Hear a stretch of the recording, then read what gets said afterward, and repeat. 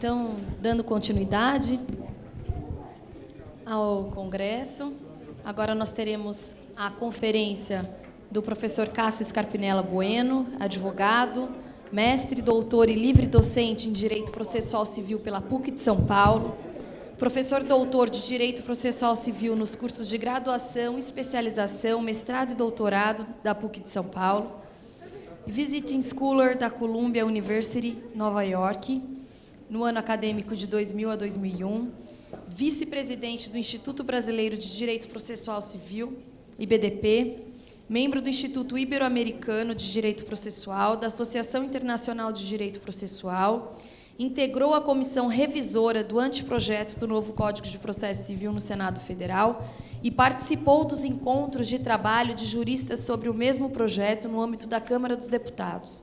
É autor de 21 livros, dentre os quais destacam-se os seguintes: Novo Código de Processo Civil Anotado, segunda edição, da editora Saraiva, Curso Sistematizado de Direito Processual Civil, em 7 volumes, o Manual de Direito Processual Civil, em volume único, que também está na segunda edição, já de acordo com o novo Código de Processo Civil, e autor também do livro Amicus Curiae no Processo Civil Brasileiro, um terceiro enigmático. O professor Cássio vai proferir a conferência sobre o Amicus Curiae e a Fazenda Pública, e nós agradecemos muito a presença, é uma honra tê-lo aqui na nossa casa.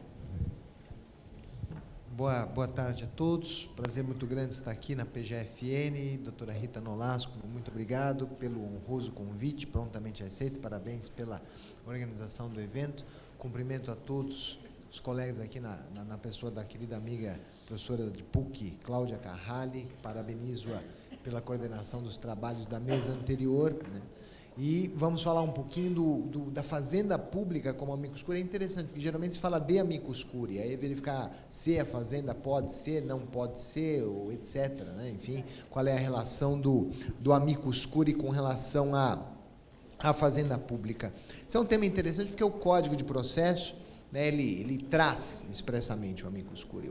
Então, de certa forma, está superada a discussão sobre se essa figura, né, existia ou não existia no direito brasileiro. Até parece-me importante isso. Antes do Código de 2015, era um tema importante, era uma pauta do tema, saber, afinal, o que é o Amicus Curiae, e aí os referenciais eram de direito estrangeiro. E apesar da expressão ser latina, é interessante isso, a doutrina tinha muita dúvida sobre se o Instituto vinha do direito romano, né? Na verdade, há nenhuma referência sobre Amicus Curiae no direito romano, repito, apesar da expressão latina. O que há, para alguns, é uma referência ao que no direito romano era chamado de conciliários, que seria alguém similar ao Amicus Curiae, mas não há a expressão latina. O que vem, o Amicus Curiae, a expressão, o Amicus Curiae vem do direito romano, é de um autor americano que simplesmente afirma isso sem mostrar fontes, né? Eu tive a oportunidade de checar essas informações todas no original, tal, e realmente ele não chega a lugar, ele não leva a lugar nenhum. Ele afirma, de fato, você chega lá, o cara fala, Amicus Curiae comes from Roman law, ponto, só. Só que no Roman Law não fala nada de Amicus Curiae. E aí alguns é que falam que existiria uma outra figura, né, que seria esse tal de conciliários. E o que existe mesmo, e aí é bem documentado, na Inglaterra, o primeiro caso que fala em Amicus Curiae é esse aqui, o Sir George Treby, de 1686. Porque aí é que está, eles têm precedentes. Nós temos o que o Humberto Dalla falou, que eu acho que é correto, aquelas figuras do 927, são coisas bem diferentes. Eles têm precedentes. A gente tem aquelas figuras, eu até sou muito cético em relação a isso, do 927. A boa e velha indexação jurisprudencial, que não resolveu o problema nos últimos 50 anos de acesso à justiça no Brasil. Né? Aquilo que nós temos generalizadamente no Código de 2015. Enfim, faço votos que sejamos felizes e virtuosos, mas é aquilo que está, apenas aquilo que está lá. Então, nesse caso, aí é interessante, você vai estudar o caso. O caso é uma coisa que, para nós, se a gente fosse ler com as óticas, com os olhos de hoje, com a atenção de hoje, com certeza não teria cara de Amicus Curiae, porque, no fundo, esse Sir George Treby, ele é chamado a juízo para falar o que ele tinha em mente quando ele baixou uma lei. Seria quase como uma testemunha, depoimento pessoal, quer dizer, alguma coisa que para nós, com certeza, não seria amicus curiae, seria talvez um outro meio de prova, mas certamente não amicus curiae. E outros casos, depois sucessivos, né? Na Inglaterra também, você vai interpretar, enfim, o amicus curiae está muito mais lá como um elemento de prova, um elemento de convicção, isto é, alguém que pode levar algum tipo de informação para o juiz, do que propriamente uma figura de intervenção de terceiro e tudo mais. Da Inglaterra vai para os Estados Unidos, por razões evidentes. É só no Brasil que a gente não estuda direito português. Nós não estudamos direito português no Brasil porque a gente acha que a gente caiu do céu, saiu de um ovo. A gente estuda direito italiano, direito alemão, direito americano. A gente não estuda direito português. Por que a gente devia estudar direito português? Do mesmo jeito que o direito americano estuda o direito inglês. Por quê? Porque quem descobriu foi a Inglaterra. Quem descobriu a gente foi direito português. Tinha direito português até o início do século XX. A gente devia estudar tudo de direito português, porque aí a gente entender muito mais coisas do que a gente entende sobre o nosso próprio direito, porque bem ou mal vem de lá. Lógico, há uma enorme influência, inclusive com relação ao processo, tá? Mas que é português, é. Mais do que direito romano, é o direito romano filtrado em Portugal, mais do que o espanhol, inclusive. Isso é interessante. Mas, de qualquer jeito, no direito norte-americano, aí a evolução do amicus curiae é enorme, altamente documentada, enfim, super sofisticada. Lá, como é uma federação de verdade, não uma federação de brincadeira, como é o caso do Brasil, né? Então, lá cada estado tem o seu código de processo civil e eles têm estadualizadamente as suas variadas figuras de intervenção de terceiro, inclusive amicus curiae. Então, vai variar de estado para estado, como é que pode, como é que não pode, como é que intervém, como é que não intervém, etc. e tal. Lá é muito forte. E por que nos Estados Unidos, sobretudo, a ideia do amicus curiae foi para frente? Primeiro, porque as hipóteses de intervenção terceiro são interpretadas tradicionalmente de maneira restritiva, justamente porque o processo é coisa entre as partes. Então, é difícil você querer entrar no processo alheio.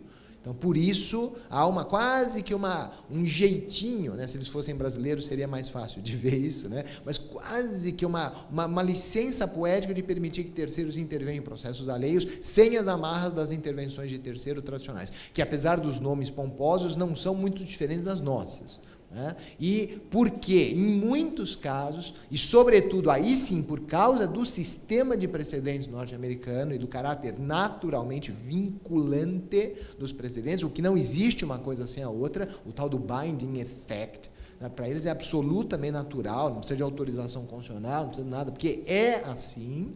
Né? Eles entendem que a discussão daquelas teses, na medida em que possa indiretamente afetar terceiros, tem que ser bem trabalhada. E o amicus curiae, ele faz esse meio de campo de discussão de tese. É para isso que existe, é nesse sentido que se desenvolveu. Agora, quando você pega os primeiros precedentes norte-americanos de amicus curiae, é praticamente a advocacia pública. A advocacia pública, mas vamos até para falar, uma advocacia pública pré-88, aquele Ministério Público Advogado da União, que era um ser esquizofrênico, era um ser institucionalmente esquizofrênico, eu falo isso de forma elogiosa a advogados públicos e a membros do Ministério Público da União. Não dá para ser MP e advogado público ao mesmo tempo, não dá. Não dá para ser advogado de bandido e promotor ao mesmo tempo, não dá, de réu e autor ao mesmo tempo. Isso é falta de ética, é complicado, né? Tem limite. Isso, às vezes, dependendo da advocacia, isso é mais fácil na advocacia privada, mas o cara é tão especializado que ele só advoga para a empresa, não advoga para consumidor, para ser coerente com as suas ideias. Assim vai, está tudo bem. Né? Isso nos Estados Unidos é mais ainda, imagina. Viu? O cara da Pepsi, ele jura que nunca vai advogar para a Coca e vice-versa. E ai dele se for pego tomando Coca mesmo no Brasil. Eu praticamente prefiro a Coca, mas enfim, não advogo para nenhuma das duas. Então, mas é essa situação, é esse o meio de campo que o amicus curiae lá fora tem. É um agente elaborador de precedente, que auxilia, né, na discussão das teses para a elaboração de precedentes. Isto, repito, é documentado, é nesse sentido que se desenvolve, sobretudo no direito norte-americano. Né? Para nós, antes do Código 2015, falava-se em amicus curiae, aqui é que não se falava em amicus curiae, né, genérica, não se tinha. O que nós tínhamos eram figuras diferentes, alguns até chamavam de figuras anômalas de intervenção de terceiro. Aí, então, trago esse referencial. A CVM é uma hipótese clara. O INPI já não é tão claro assim, mas é uma hipótese. O CAD, né, a OAB É engraçado, a OAB, quando atua em nome de prerrogativas de advogado, na minha humilde opinião, é um caso clássico de amicus curiae, e depois até procuro generalizar. Grifo aqui em vermelho, porque é o que mais importa para nós. O famoso artigo 5º de uma esquecida lei, né, do mundo como um todo, lógico, dentro da Procuradoria ela é mais conhecida e bem conhecida, que é o artigo 5º da Lei 9469 de 97. Essa lei, que na verdade ela vai se reproduzindo no Brasil com alguma variação de texto desde 1980, inclusive chegou a ter redação dada por medida provisória, é hipótese de amicus curiae, inclusive está na exposição de motivos da lei. É justamente por isso que esse artigo 5º fala: a União, as entidades públicas poderão intervir sem interesse jurídico. Porque se fosse para intervir como interesse jurídico, precisava ter uma lei dizendo isso? Bastava o código, bastava a boa e velha assistência. É algo diferente, né? Então, com certeza, isso eu repito, a exposição de motivos dessa lei, né, da medida provisória convertida na Lei 9469, no artigo 5º, ela fala expressamente em amicus curiae. Ao meu ver, fala corretamente, poderia não falar, mas parece que bate, que realmente foi uma lei, como a CVM. A CVM, na qualidade de informante judicial, ela é baseada no sistema norte-americano. Ela é uma situação de amicus curiae, porque não é a CVM autora, ela pode ser autora, ela pode até ser ré, mas aqui não é isso que o artigo 31 da lei da CVM fala. É a CVM entrando em juízo para explicar para o juiz como é que funciona o mercado de capitais, porque parte do pressuposto que todo juiz, com todo respeito, não sabe exatamente como funciona o mercado de capital. Provavelmente porque se entendesse, não teria passado no concurso. Por quê? Porque é altamente especializado. É um nicho do direito altamente especializado. Não estou dizendo que todos os juízes não sabem, mas não cai no concurso. Então, ele não vai estudar aquilo. Depois, pode se interessar tal. Então, ele meio que pede um help. Mesma coisa do INPI. O INPI pode ser autor a hora que quiser. Pode ser ré a hora que for. Eu quero impugnar. Quero dizer que o registro que o INPI fez da marca nula. Por isso e por aquilo, como qualquer ato administrativo. Mas esses artigos aqui da lei do INPI vão dizer: INPI, você pode entrar para dar uma mão para o juiz? Porque direito marcário também não é do dia a dia do juiz. Mesmo do advogado. É advogado especializado. Altamente especializado, porque tem todo um linguajar, tem toda uma questão interessante, super sofisticada, né? Então, assim vai. Então, esse artigo 5º, ele realmente é legal. Por exemplo, a mim me choca, quando você contextualiza as coisas, o autor dizendo, não, o artigo é inconstitucional, porque prevê uma assistência sem interesse jurídico. Primeiro, onde é que a Constituição fala que assistente tem que ter interesse jurídico? Né? Depois, o que tem de errado falar que uma assistência sem interesse jurídico é uma outra figura? Veja, assistência, como essas figuras, amicus curiae, INPI, são figuras jurídicas.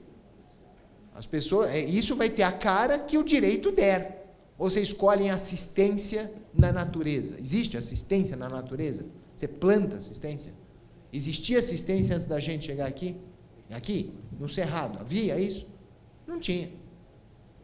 Nem amicus curiae, nem assistência. O direito dá a cara das intervenções de terceiro. Então, ao meu ver, é uma hipótese que encaixa, assim, bem. Depois, um pouquinho mais recente, de forma genérica, o controle de constitucionalidade, clássico. Aliás, é aí que no direito brasileiro a coisa pega jeito, o Supremo trabalha com isso, e admitia antes da lei, um pouco mais timidamente, mas atualmente, edital de audiência pública lá no Supremo, vamos discutir o Código Florestal, quem quer falar em favor dos ambientalistas, se inscreva, quem quer falar contra, se inscreva, vamos discutir, é constitucional, não é constitucional, é isso. Né? Isso chegou a passar para o incidente de inconstitucionalidade. Aqui eu coloco o código antigo ainda de propósito, né? Foi aí que começou a história, os parágrafos 1º a 3º do 482 do código anterior, a uniformização da jurisprudência nos juizados especiais. Aliás, havia um ato administrativo no âmbito do Conselho da Justiça Federal que regulava a uniformização, que falava em amicus curiae também, era também um ato isolado, onde vinha a expressão latina, é amicus curiae, e depois, ainda me referindo, né, ao direito anterior ao Código, a Lei 11.417, súmulas vinculantes, também um prato cheio para a oitiva de amicus curiae, a repercussão geral no RE, repito, antes do Código, de 2015, lá o 543A, parágrafo 7º, e a mesma coisa no recurso especial repetitivo do Código anterior. É importante, até eu particularmente gosto de escuro. Uma coisa é falar do INPI, do CAD, da OAB, das próprias pessoas de direito federal, olhando o artigo 5º. Veja, são intervenções amplas, né? São intervenções específicas para aquelas situações que a lei prevê. Essas situações de controle de constitucionalidade, súmula vinculante, recurso repetitivo, uniformização de jurisprudência são genéricas. Quem é que pode intervir? Porque as outras leis dizem quem pode intervir. Aqui não, quem pode intervir? Eu digo, até a parte pode intervir. Quer dizer, eu tenho um caso sobrestado aqui no STJ para discutir e fixar uma tese de recurso especial representativo da controvérsia. O meu caso ficou lá em São Paulo, sobrestado, né? Aliás, vai ser difícil chegar em Brasília, né? A não ser que os casos já estão aqui, porque eles comparados no TRF1 ou no TJ do Distrito Federal. Parado. Pergunta, eu como parte, posso atuar no STJ? Com certeza, mas não como amicus curiae, isso é parte. Uma vez parte, sempre parte. É óbvio que eu posso intervir. Não tem como. Vê aí que não tem como tampar o sol com a peneira. É evidente. É o tal do artigo 5º 35. Fofo, né? Ele é aberto, não tem como dizer. Aquilo é cláusula aberta, não posso retroagir. É direito fundamental. Só pode abrir, só pode melhorar. Nunca pode piorar. Olha que coisa boa. Quem mandou trazer o direito alemão para o direito brasileiro? Olha o que a gente aprendeu. É vedado o retrocesso. Eu não posso, para reduzir o número de processos nos tribunais superiores, tirar o direito de eu postular em juízo. Não posso. À luz da Constituição, não posso. Então, como é que eu faço? Aqueles terceiros são terceiros em relação ao processo. É genérico.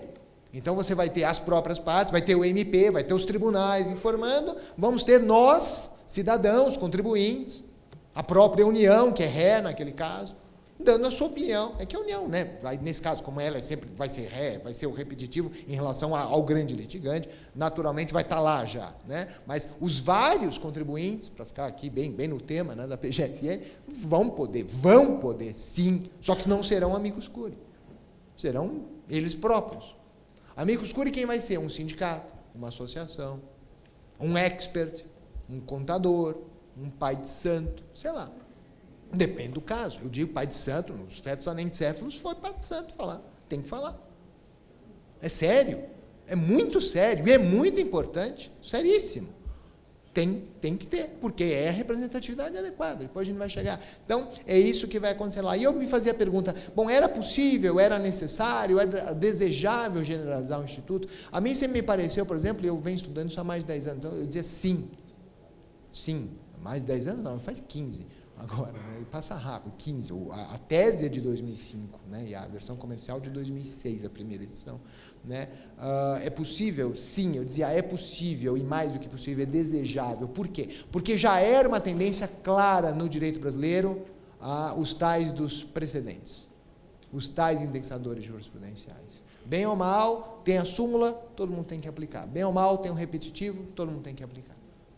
Então, eu tenho que participar da construção do precedente. Isso é bem americano, isso é bem importado, ao meu ver, é correto trazer. Só que havia também um segundo ponto, que dialoga com esse, mas não se confunde com ele, a crise do legalismo. Como foi falado, conceito vago, indeterminado, quer dizer, o nosso juiz, a nossa juíza, isso inclusive no âmbito administrativo, não o nosso julgador, o nosso árbitro, que seja, não há problema nenhum. Cada vez mais é convidado para interpretar conceito vago e indeterminado à luz do caso concreto. Né? Foi-se o tempo, e aí foi-se, ninguém duvida disso, a intensidade disso, que pode haver alguma discussão, mas foi-se o tempo em que o juiz ou a juíza era a boca da lei. Isso, se é que foi verdade, é um assunto do início do século XIX. Isso é altamente superado na dogmática jurídica. Né? O juiz cria o direito, o juíza cria o direito, à luz do caso concreto. E quanto mais conceito vago, quanto mais conceito indeterminado, mais clara é essa criação. Para dar um exemplo entre 200 milhões de exemplos, altamente interessante, altamente ilustrativo, altamente polêmico, e que bom. A Constituição diz, o Estado incentivará a união estável entre homens e mulheres.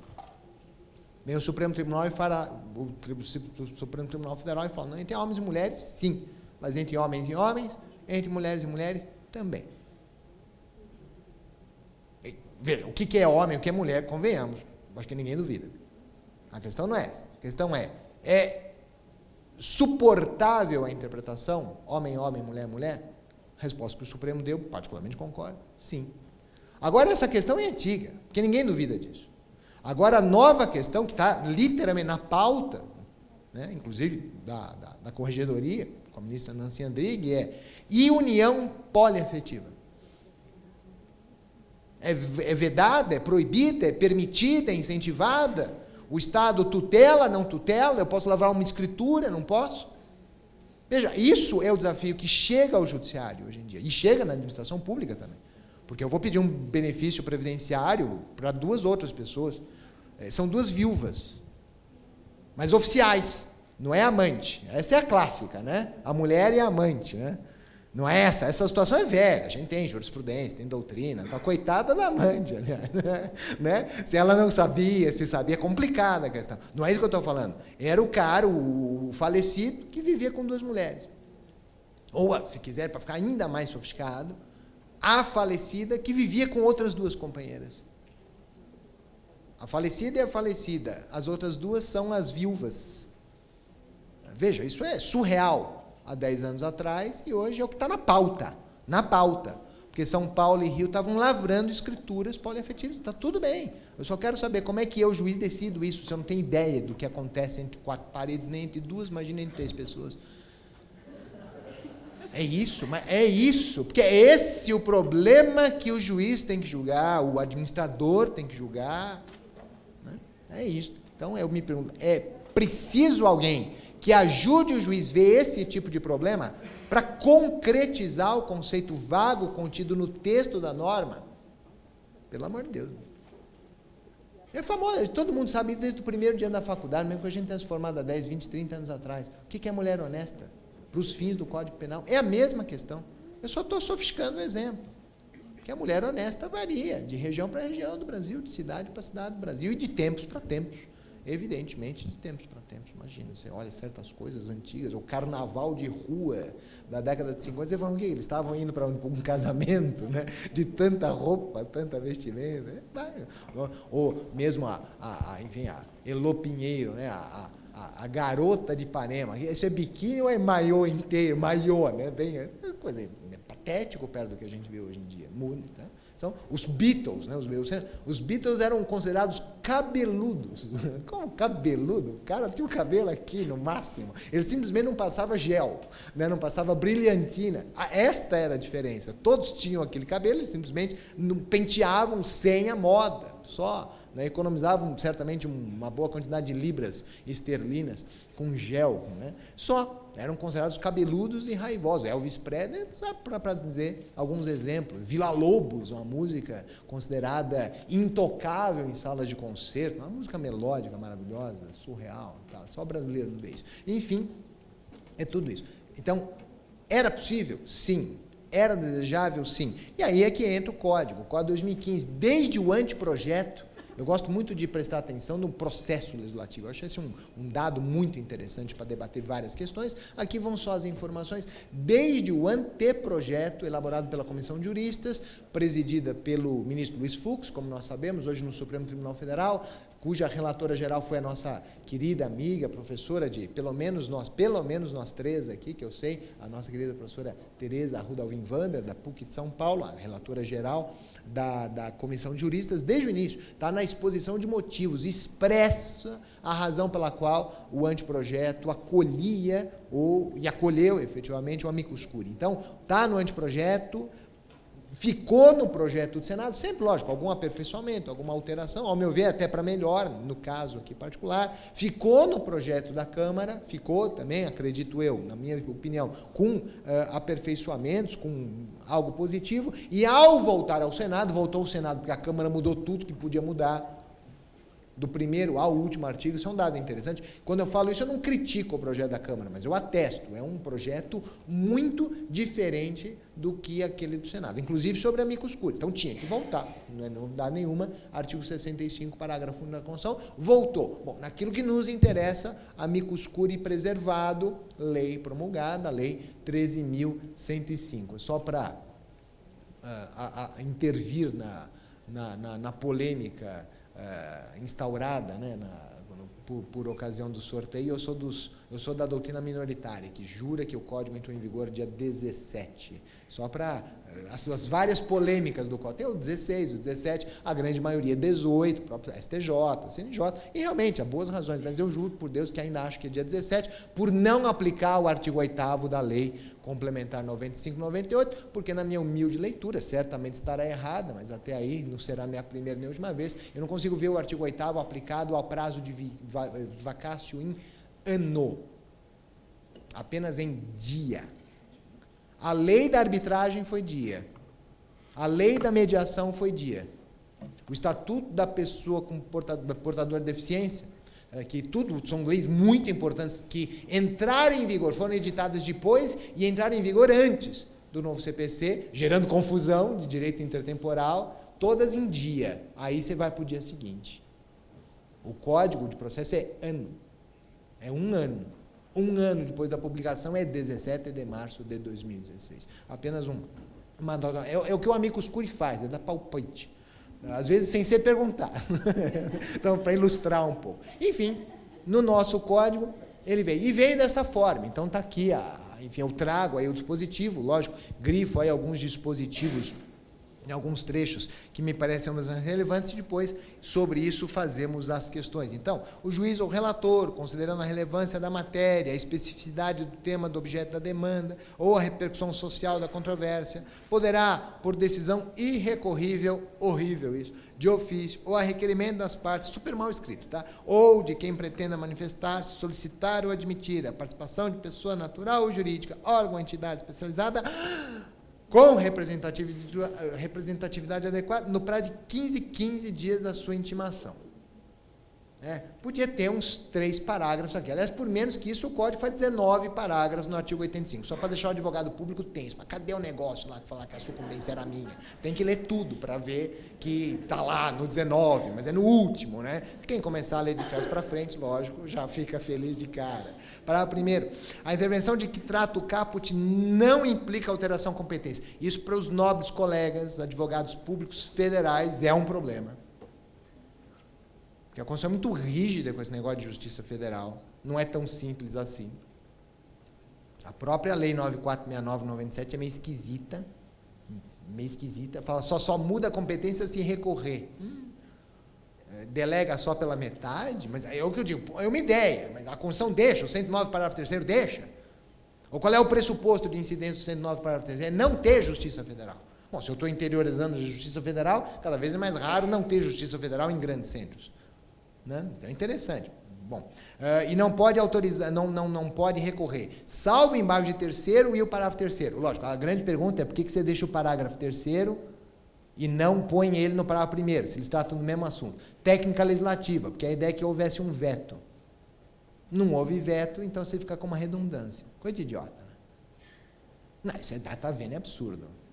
Lê o parágrafo primeiro, não tem sentido. Só tem sentido se você entende assim. Não, ele estava jurado de morte, a regra. Então você põe num parágrafo, fala, se vetar, só veta isso, preserva o outro. Olha que coisa ridícula. E o parágrafo 2º, cabe ao juiz definir os poderes, que é uma regra que particularmente me agrada muito, porque é caso a caso. Aliás, o Código ele acredita num juiz de caso a caso. Inclusive a aplicação dos tais precedentes. Não é que nem a gente faz, não. De acordo com a súmula 7, esses 200 recursos especiais da Fazenda Nacional, não conheço não, porque é exame de prova. Prova. Fala que é exame de prova. Deixa eu ver se é, porque o advogado disse que não é. Aliás, os bons advogados públicos, confesso, assim como os bons advogados privados, geralmente gastam boas páginas dizendo que justamente não é mesmo exame de prova. O ônus argumentativo, tá vendo? Do ministro, da ministra dizer que não é. Não, do assessor que seja. Mas enfim, tem que dizer. Alguém vai ter que dizer direitinho, caso a caso, que não aplica a súmula, ou que aplica a súmula. Não, isso aqui é direito tributário, direito municipal, direito estadual, não cabe recurso especial nem extraordinário. Ah, não, eu sei que é direito municipal, mas veja, dentro do arcabouço federal. Aliás, cá entre nós é muito difícil você não ter um recurso, pelo menos extraordinário, em direito tributário, porque está tudo lá. É o que o nosso querido professor Roque Carrasa, modelo constitucional de direito tributário. Né? Que é uma das minhas grandes influências, a chegar ao modelo constitucional do processo. É a mesma coisa. É difícil você falar de processo sem falar da Constituição. É muito difícil, porque não deixa. Não tem muita escapatória. Falar da competência, Justiça Federal é taxativamente previsto na Constituição. Antes de eu nascer já se dizia isso. Não tem muito como escapar daí, né? Então, é o que está lá. E aí vem as perguntas, né? Simpáticas, ao meu ver. Quem pode ser amicus curiae? Bom, quem tem representatividade adequada. O Talamini, querido amigo professor Eduardo Talamini, ele vem com essa história de contributividade adequada. Lógico, tem sempre todo mundo querendo criar um neologismo e tal. Eu acho que uma coisa não exclui a outra. O que eu discordo do Talamini, ele sabe disso, a gente passa zap, até tem, graças a Deus temos discordâncias mais importantes que essas, por exemplo, saber quem foi o quinto Beatle, que é a única coisa que realmente importa. Mas eu acho que é muito bem pensada essa ideia. Além da representatividade adequada, o que pode trazer para o debate judicial. Então, não basta eu ser o cara, ter a representatividade adequada, eu sou, afinal, a União Federal, se eu não tenho nada para contribuir. Ele acha que uma coisa exclui a outra, que não é de representatividade, que é contributividade. Muitos, aliás, criticaram a escolha do Código e usar a representatividade adequada, falar que isso tem a ver com direito processual coletivo, e aqui não é direito processual coletivo. Eu não consigo pensar as coisas de forma tão estanque. Que pena. Pena para mim. Porque é a mesma coisa. No fundo, essa categorização da nossa doutrina, ela é surreal. Ela geralmente fala uma coisa e pratica a outra. Ela é super segregacionista. Todo mundo fala que você precisa desenvolver o processo coletivo, e fica só no blá, blá, blá. Na hora de construir mesmo, de concretizar, é a mesma coisa com sinal trocado. Eu, particularmente, chego à brilhante conclusão, pelo menos para mim, muito interessante, a mim realmente me agrada, que o amicus curiae é um ponto de contato, é uma ponte entre o que a gente chama de processo individual clássico e processo coletivo. Por isso a representatividade adequada. A diferença é que ela não é tarifada. Então, uma coisa é você ver na lei, a comissão de prerrogativas do OAB pode atuar, a União pode atuar, a CVM pode atuar, ninguém duvida, é representatividade adequada, a OP Legis, como queiram chamar. Agora ele fala, e aquele professor de direito pode? Aquele contador pode? Aquele representante da associação ABC pode? O padre pode? O pastor pode? O rabino pode? E assim vai. E que rabino, né? E que padre? E que pastor? Lógico, evidente. Quais? Rabinos, pastores, padres. De quais? Sinagogas, comunidades, templos, igrejas. E assim vai. Essa é a pluralidade, essa é a dificuldade. É mais ou menos saber, se ele falar, todo mundo ouve? São líderes, pessoas natas para isso. É diferente da contributividade. Porque não adianta uma coisa assim, aí sim, bom, eu presumo que ele tem alguma coisa para falar. Agora também, se eu levo o aporte de informação e aquilo não presta para o juiz, eu não deixo de ser amicus curiae, eu continuo sendo. O juiz vai simplesmente falar, olha, o amicus curiae, havia uma expectativa lá, o que a associação iria dizer, no entanto, a associação meio que choveu no molhado, não trouxe nada, que este juízo já não conhecesse, tudo bem, mas continua sendo amicus. É um problema de representatividade, não de contributividade. Contributividade é um plus. Até porque ninguém duvida, veja, às vezes o réu, enfim, gabarita, né, todos os pontos trazidos pelo autor e acaba perdendo, apesar da excelência da contestação, não conseguiu se safar, não conseguiu convencer o juiz e vice-versa. Eu tenho uma petição inicial que você lê e fala, nossa, essa é indefensável, o réu vem lá, geralmente é questão de fato, né? Fala, está tudo errado, eu paguei, está aqui o recibo, simplesmente é uma cobrança indevida, simples assim, você desmonta, né? Enfim. Então, vai continuar sendo autor e réu, mas é circunstancial. Aí vem a questão da fazenda pública, é aí o foco da lei, que já é, vamos dizer, poderíamos dizer, tradicional para nós. O problema do artigo 5º da Lei 9469 de 97 é que, na verdade, era uma lei que ficou esquecida. Uma lei mal trabalhada, mal estudada, vez ou outra era lembrada no dia a dia judiciário, a própria doutrina, repito, ou simplesmente não falava, ou falava para dizer que ela era esquisita, anômala, dava até medo, sabe? Isso aí pega, é melhor não ficar... E a ideia era essa, a União, por ser União, ela pode intervir, sim, nas ações, inclusive, que dizem respeito às outras entidades federais, porque, no fundo, tudo sai da União. A administração indireta é uma opção política de administrar. E a União sobrepaira. Ou não? Ela não está lá revogando, ela não está lá caçando, ela não está lá falando sou devedora solidária. Não é isso que eu estou falando. Ela está aportando elementos, muitas vezes, que as procuradorias dos órgãos, das entidades, das fundações não dão conta. Aliás, o senhor sabe disso melhor que eu. dentro da estrutura da advocacia pública. É isso que o artigo 5º já falava. Aí o que eu coloco isso está generalizado. Então, uma das perguntas finais vai ser, mas, afinal, essa lei, ela subsiste ao Código 2015? Aí vamos chegar a isso lá. O problema da competência eu acho muito sério. Esse é um problema da minha tese, lógico, até antes do Código, bem antes do Código, nem se falava em Código naquela época e tal, mas eu não conseguia dizer, a não ser o que me parece muito claro, o amicus é federal, desloca para federal. O NPI intervém, vai para federal. Olha, não é que intervir, ele peticiona, dizendo, eu quero intervir. O juiz estadual fala, meu amigo, acabou para mim, manda para o federal que diga. Se o federal aceitar, tchau. Se ele mandar voltar, está tudo bem. É ele que tem que dizer, isso é claro para nós. É claro para nós. Né? Então é interessante essa questão. Mas o artigo de lei diz que não desloca a competência. Mas é o típico pensamento do processualista civil mediano. Eu não estou olhando o artigo, estou olhando a Constituição. A questão é saber, a Constituição deixa. A Constituição fala, se intervier a entidade federal, só não desloca se houver lei autorizando. Mas qual é a condição da lei autorizar? Não ter vara federal. Se tiver vara federal, acabou. Vai mandar. Mas a federal é mais lenta. Depende da federal, depende da estadual, depende de um monte de fatores. Isso é outro problema. Mas é do outro lado da rua, está na contramão do sol, eu não gosto. Entendeu? É prédio alugado. Não tem nada a ver. Mas tem uma vista bonita. Tá? Então, não, estou falando aqui, estou falando de São Paulo. Tá? E realmente, a vista da prédio da Justiça Federal é magnífica, maravilhosa, mais bonita que a Justiça. Né? O prédio do Tribunal de Justiça é um palácio lindo, maravilhoso. Mas a vista, convenhamos, por N razões, não é mais agradável. Em compensação, TRF3, a Justiça Federal de São Paulo, lá na Paulista, você vê tudo, vê aquela nuvem de poeira assim, na cidade e tal. Bacana. Então, não tem nada. Acho que essa é uma questão importante. Vejam, a lei diz que não altera. Eu digo, a Constituição permite a lei dizer isto? Essa é a questão. Né? Mas caso cuidado, a Constituição fala que quando a União dia último, mas eu sou fazenda pública, vai para 30? Vai. No contexto do Código, aqueles 15 dias, se eu chamar a União, é correto, se o juiz não falar nada, né?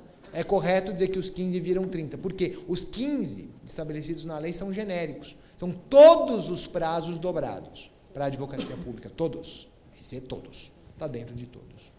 Porque não foi pensado com a fazenda pública, que é diferente, né? Quando a lei fala, cumprimento de sentença, 30 dias. Bom, é só com relação à fazenda. Aí já fez a escolha aqui, não, é de genérico, me parece sim. Aí vem, amicus curiae e a legitimidade recursal. Por que os embargos de declaração?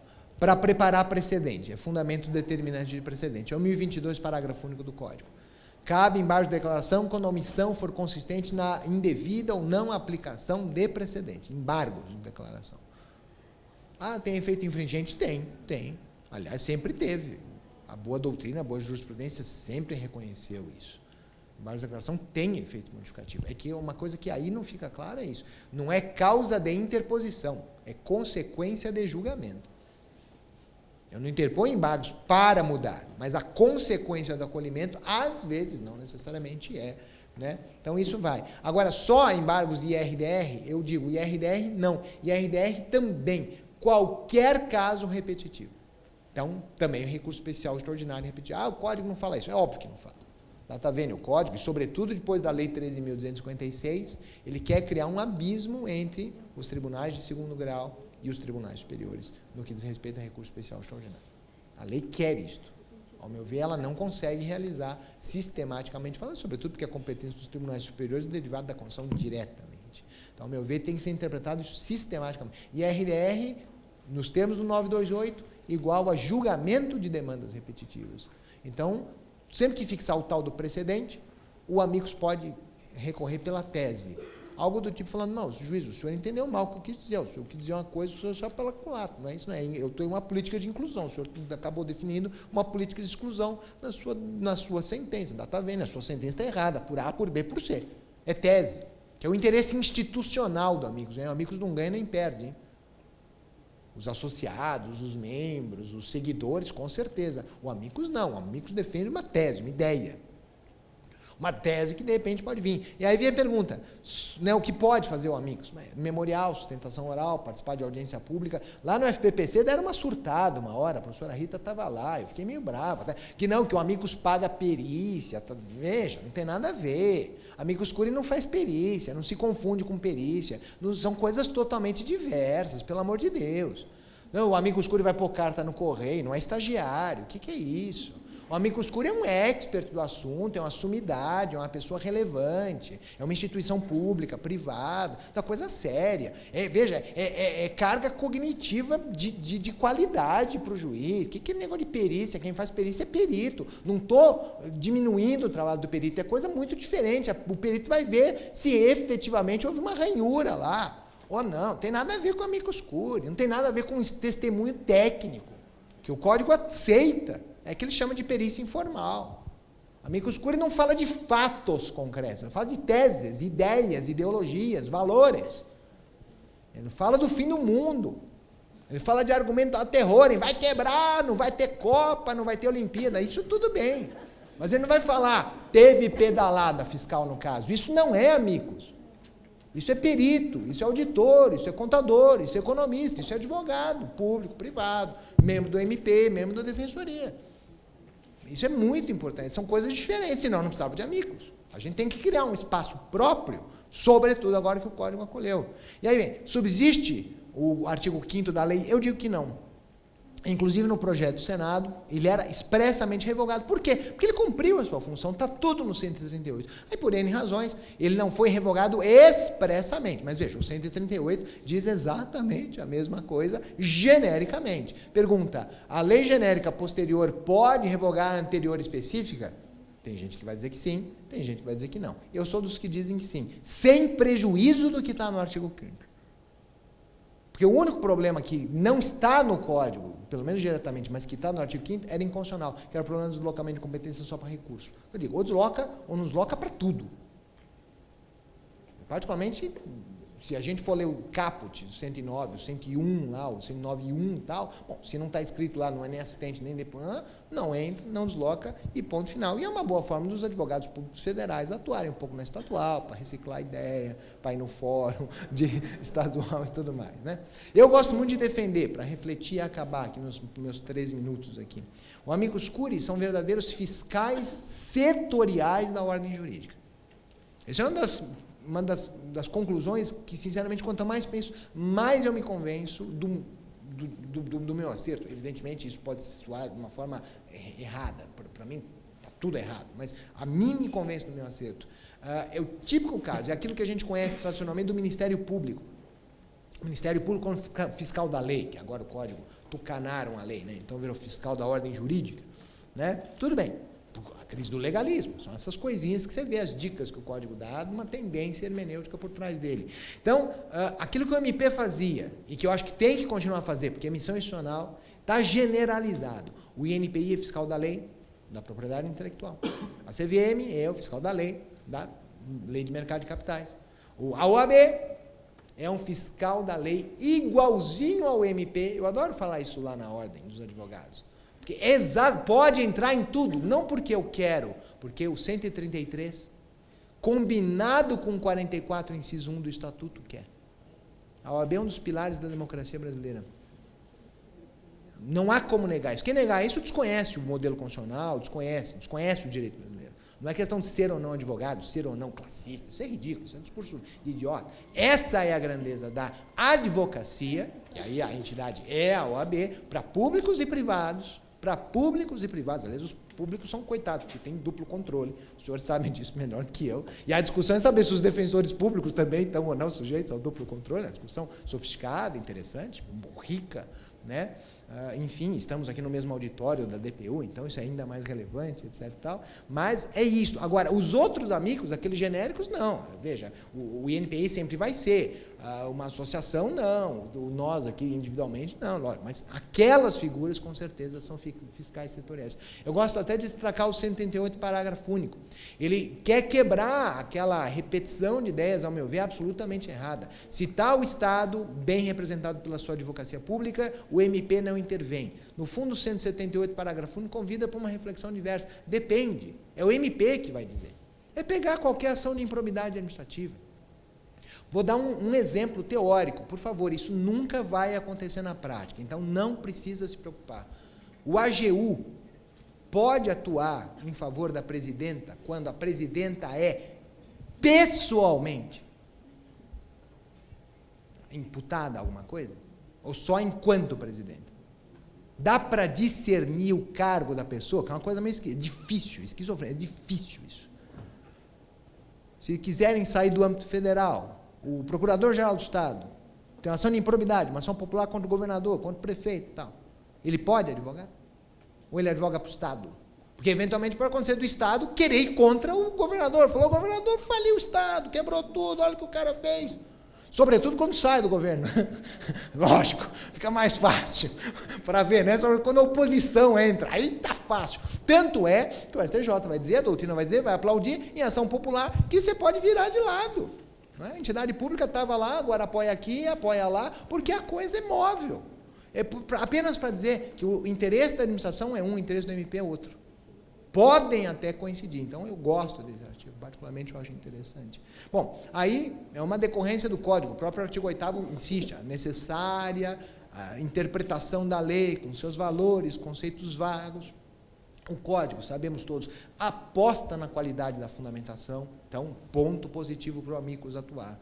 O Código aposta na qualidade do precedente, ponto positivo, que justifica, até historicamente, como eu disse, a intervenção do amicus, tanto que tem esse 485, a remissão que ele faz ao 927, parágrafo 1º, ao 984, parágrafo 2º, que é de RDR, mesmo o 1038, parágrafo 3º, que teve uma redução de texto com a Lei 13.256, você tem que interpretar sistematicamente.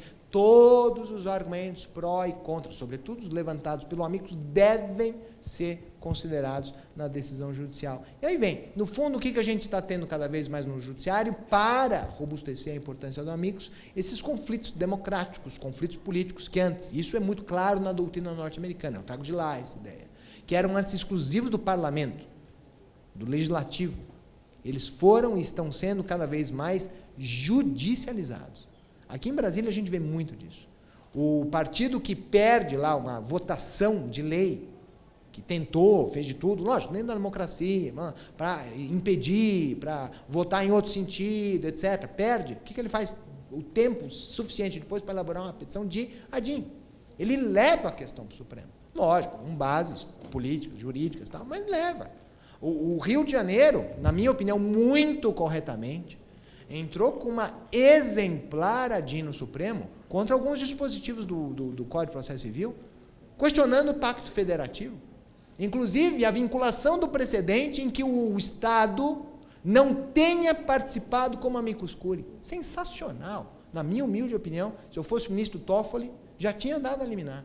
É que ele achou bem, tem 1000 razões para isso, Sua Excelência, entendeu que era o caso de aplicar o artigo 12, e lógico, joga para o plenário, chega de bucha monocrática, joga para o plenário. Mas é um caso interessante, né? A do Piauí é um pouco diferente, porque aí é mais cumprimento de sentença, o problema lá dos 60 dias, do RPV e tal, mas não deixa de ser sofisticada à luz do Pacto Federativo. É um negócio de processo, procedimento, que infelizmente o Código atropelou bem, do Pará.